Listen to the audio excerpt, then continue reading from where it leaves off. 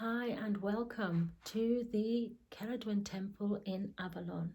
My name is Bee. I am a Priestess of Cerridwen and I am a teacher of the Priestess of Cerridwen and Priest of Cerridwen course.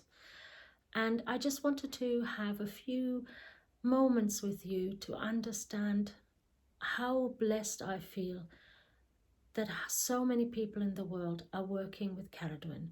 Whether or not they're coming to any courses, whether or not they just feel called by her like I did once upon a time. And when she came into my life, the changes that she made, how blessed I feel nowadays. So in 2003, I moved to Wales with my family, and as soon as I came across the bridge, I felt at home. This was part of my Heartlandia, and Heartlandia is something that we talk about in the conference last year and this year, about the lands where we feel safe and sound and well and healthy. And it is really important to find that place in your life. And there's plenty of places for me. You know, I feel very happy and very comfortable in Italy. I'm sure I've had a life in Italy. I absolutely adore Malta, Creta, of course. Wherever the priestesses were, there I feel at home. And Wales certainly was always a magical country. And I love my dragons. So for me, the Welsh dragons, the dragons that are protecting, the astral dragons, all of that. And Cerridwen is a very specific goddess that we work with. I am always amazed at how rich and how powerful she really is. And when I mean rich, I mean how much there is to learn about her, how powerful she is in changing our lives, in helping us change our lives, even when we don't realize that our lives need changing. And in these changing times through COVID, she is very present in all of the students for a start, but also people from all over the world. We have talked a lot about the things that we have done here in the Goddess Temple in Glastonbury, where we have given freely our time, our energy, our presence, where we have sung with you, prayed with you, sent healing out to you, all of the world. And we love doing these things. That's why we became priestesses. That's what a priestess is there for, is to be there in service of her community. She stands in herself, in her power. She stands in her sovereignty, and she gifts her energy and her love to the world. And I can't say fairer than that. I don't think anybody else can. They will try, but we don't care. So for me, when I came to Wales, Cerridwen called me. I'd been working with Hecate for 10 years prior to that, and Hecate was my home girl, and I felt really comfortable with her. But as I said, I never ever became her priestess, perhaps because I didn't feel that I was ready to be a priestess, that I was ready to speak on behalf of a particular goddess, or I would ever be ready to be speaking on anybody's behalf. Cerridwen gave me that courage. Cerridwen gave me that strength, that power in myself to see and to hear the people who are coming to talk to us about all sorts of things. I get all sorts of emails and messages and requests because I am a very visible priestess here in Avalon, and we are the priestesses that came back and returned and served here in the British Isles first. And that doesn't make us any better or any worse than anybody else. It just is what is, you know, that's what happened. And when I first started working with Cerridwen, I was a solitary. I wouldn't work with other people. I'd had all of that. I was leading a coven for 10 years. I had all of that. I didn't need that again. It's a lot of headaches, actually. Some people think it's something that's, you know, like being a high priestess is like something that is in charge of. Very rarely are you in charge of anything.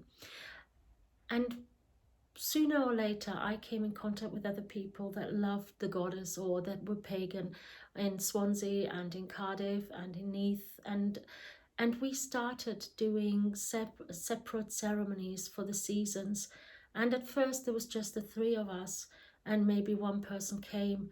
When I left Wales, there were probably more than a dozen people who were celebrants of these seasonal ceremonies. A lot of them had learned from us who would come first, and they hopefully will carry on um, that beautiful legacy. And we had 50 and plus people in a roundhouse in Bishopston Woodlands, right by the beach and in Swansea Bay. And she gave me that courage to step forward and be of service to the people there. I learned the language. I spoke Welsh at work and at home. I helped young people that were at school in Welsh schools with their homework. I absolutely adore the Welsh language. It's wonderful. It's very difficult to learn, but it is a wonderful language. We sing Welsh. We don't speak Welsh. And Cerridwen loves it when we speak to her in her own language. And she feels that that empowers us. Whether we do celebrations, ceremonies, or whatever, a little bit of Welsh goes a long way with our goddess. And I worked with other women, and I worked in red tents, and I've done so many things where I was led by goddess to do new and exciting things. But one thing was always a constant, and that was her presence in my life. In these times, in COVID, I feel that I've become closer to her because I needed her personally. I needed her to help me understand why all this was happening. I was working as a bereavement officer. I was working, talking to people whose parents, whose children, whose sisters, brothers and mothers had died, and often without having anyone with them. And it was tough. It was really tough. And I will say that, I had to take a month off last month because it was just getting a lot. And she was the one that said to me, "You've done enough. Put your tools down. It's time for you to have a rest. And when Cerridwen tells you to have a rest, you better have a rest, because otherwise she'll break your legs or arms or whatever." I'm not joking. She will be persistent with you. She will guide you, and she will hold you, and she will tell you when it is time to take a deep breath in, to walk away and just sit down for a moment underneath the trees and allow yourself the breath in, the power of magic, the inspiration to come through, to replenish yourself, to reconnect with her. And that's what she did for me in this last month, and I'm very grateful to her. She, for me, is the great mother. I know that in Avalon people call her the crone. That's not how I see her personally. I don't get that from her story at all. But I also admit that whether you're on the course or whether you're walking your path alone, whoever she is for you is right. Don't let anybody else tell you who she is for you. Get in contact with her, pray to her, light a candle, call to her, draw her. Some people are really good with pottery. Make a model of her. Call to her in the moon. Today, we had the full moon yesterday. She is a full moon goddess, and I called to her and asked her for her continued guidance and thanked her for all that she has done for me. In her story, she can be portrayed as rather an evil goddess, hence they call her the dark goddess. And what she shows us is that sometimes, even with the best possible intent, we can go the wrong way. And I see so much other making right now, right in this moment. And I really would like to feel that our people are thinking about what they're putting out there in the world. She's the goddess of inspiration. Her wisdom comes through us. We are the vessel. If you know how to do that, if you know how to hold the energy of a goddess in your body, which is what we call embodiment, and a lot of people channel her. It's not just me, and it's not just anyone specific, and we're no different, no better or no worse.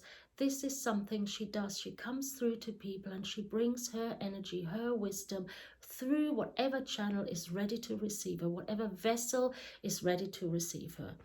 And her wisdom in this time is this: there is no need for blaming and shaming. There is no need of finger pointing, of being aggressive with other people. of bringing out all your shadow and throwing it at other people. There's no need to project. There is no need to look in somebody else's eyes and see yourself mirrored there and see your least attractive beings in yourself, you know, reflected there. It's compassion. She teaches unending compassion. And the first thing that we do is have compassion for her.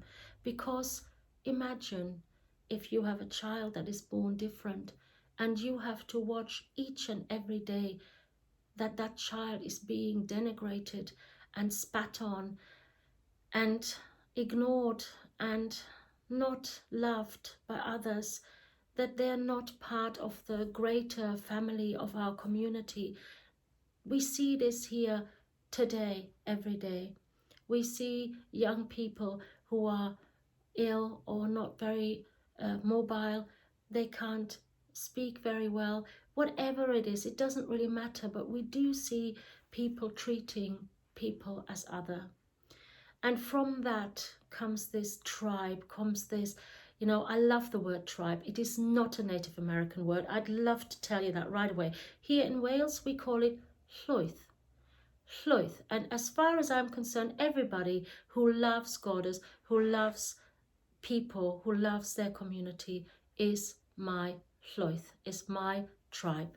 So if the word tribe triggers you, I'm afraid it's how it is, because it is a British word, or actually it's from the Latin. Anyway,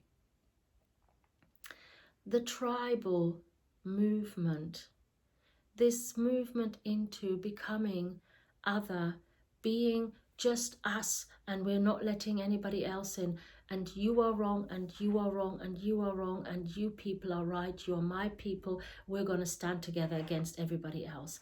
That other making, that fighting, that aggression that goes out there. We learn from Cerridwen that everyone comes to her cauldron. Every single one of us comes to the cauldron of testing, and we are held away from the cauldron by the maidens, by the Mowinion, and only when they have tested us, when they feel that we are actually worthy of seeing what is in the cauldron, that mystery and that magic of the goddess, will they let us through? Will they allow us to drink from the brew of wisdom? And that is a huge honor. And I wish more people would look at themselves, identify where they can make improvements in their own psyche, in their own soul space, and move towards being more compassionate. And the other day I got a little bit triggered because I read somebody writing about Cerridwen, and I love it. You know, people send it to me, all sorts of things that they write about Cerridwen. And I got a little bit triggered because she said she then threw him into the water. And to me, that is absolute nonsense. To me, when Taliesin is born and she sees his radiant brow, and she sees his beauty and his kindness and his wisdom and his knowledge, that is when she knows that the child has to go into the world, that it cannot stay in what I believe is Anun, is the other world, is the fairy world. Other people see it differently. That's how I see it.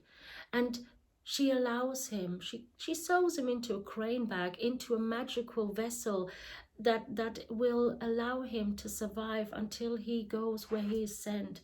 She takes care of him, she looks after him, and I believe because I'm a mother and I know how I would feel if my little Taliesin was being sent into the world. And remember, in Celtic tradition, the children were fostered out quite early on in life, 4 and 5 years old, and a mother had to give up her child and not see it again, probably for a decade, until they possibly return to her. So that pain, that suffering of allowing your child to go into the world, to do right by everyone, that magical, beautiful child, I think that is in part her penance for wanting to kill Gwion, and for wanting to bend nature to her way of thinking, to her way of making magic. The cauldron cracks after the 3 drops of Awan, and it becomes poison, and it poisons the horses of Garanir. There is a message here that if you try and create a brew or a potion that is not meant for the person, that is not meant to go to the right source, the source that's put the energy into it, if you are trying to have shortcuts to help people when really what they need is a lesson in how to help themselves, then that will go wrong. That will not be successful. We all have to step to the cauldron of testing. We cannot send somebody else, and we certainly can't, as we always say, ride the slipstream of an initiate. The work has to be done by you, whether or not you become a priestess or whether or not you just want to work in unison and in solitude, or maybe with other people in connection with Goddess.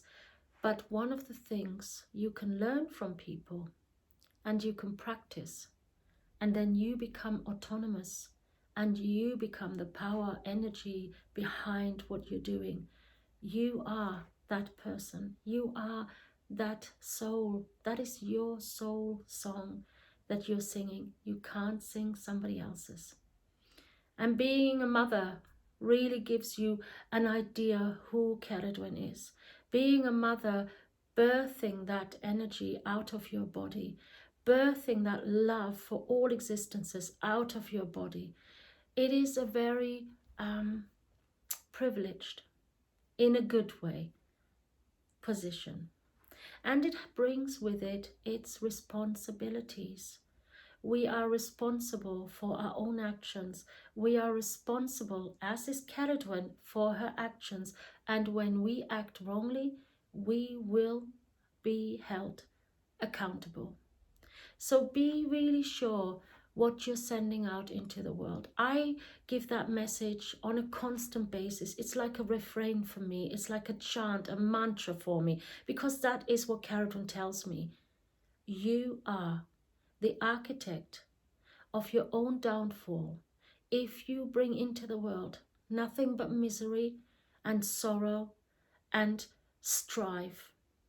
And looking at Facebook, I love the Facebook warriors, looking at Facebook right now, looking at the media, looking at even YouTube. It's one of the reasons why I made this video. She says, send love into the world, bring hope into the world. Tell them about me. Tell them how I can help them.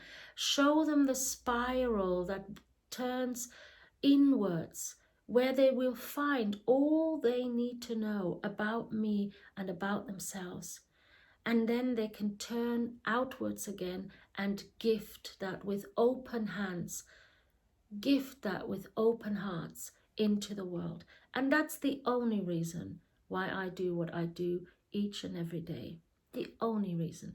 And interestingly enough, since I have worked with Cerridwen, I have been rewarded financially and, with blessings for so long and with so much. I feel truly that I am blessed by the Goddess. And my greatest gift is my daughter's son, whom she calls Taliesin, after Cerridwen's son. And he is a radiant brow. He is a magical child because she wasn't supposed to be getting pregnant. And it was the priestesses that were studying with us at the time who did the magic, who kept the baby safe in her womb, kept Charlene safe and kept her well. Magic truly exists. My grandchild is the absolute proof of that. Against all the doctors, he exists and he thrives.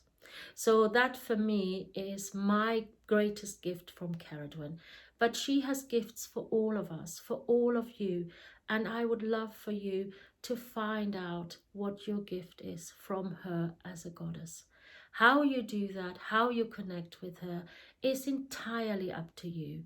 If you look in front or behind me now, the gorgeous art by Wendy Andrews of Cerridwen, by Tiana Art, and the wonderful art by Caroline Lear, those are the way that people gift Goddess into the world. It is their view of how she looks. For you, she may be completely different. There is no prescription. There is no, you must believe this and I believe that. She has guided us, me, the people who work with her. She continues to guide us. And during COVID, she has shown us, as she's always shown us, that death is not an ending, that there is renewal, that there is transformation and change. Each of us will maybe walk a little bit of a different way, a different path, either by choice or because they have been forced to. And I know that's not a pleasant idea, but sometimes if we don't want to walk in the right direction, she sort of gives us a little move that way, yeah? Because as human beings, we don't always listen as well as we should do. You can see that by the people who are denying that climate change exists, that this world is at the brink, and yet there is hope that many of us will wake up and many of us will be returning to the way that actually has helped shown us during COVID its greatest gift, that we don't need all the things that we think we need, that we don't need to spend a great deal of money, that we can make do and mend, that there is already in our lives as much stuff as we can honestly use. I look around my house, and I'm sure if you look around your house, you will find that truly, I mean, for 6 months I didn't go shopping, only food. I didn't need anything else. It's interesting that. It's interesting how much you can make do with and how much you can create and make new. It's just a little aside. She does give you inspiration. A lot of people have been doing beautiful things with nettles. Nettle is one of our sacred plants, and some of the students are actually now learning how to make fiber out of them. And I personally have a nettle dress, a dress made out of nettles, and it's very comfortable and it's very beautiful.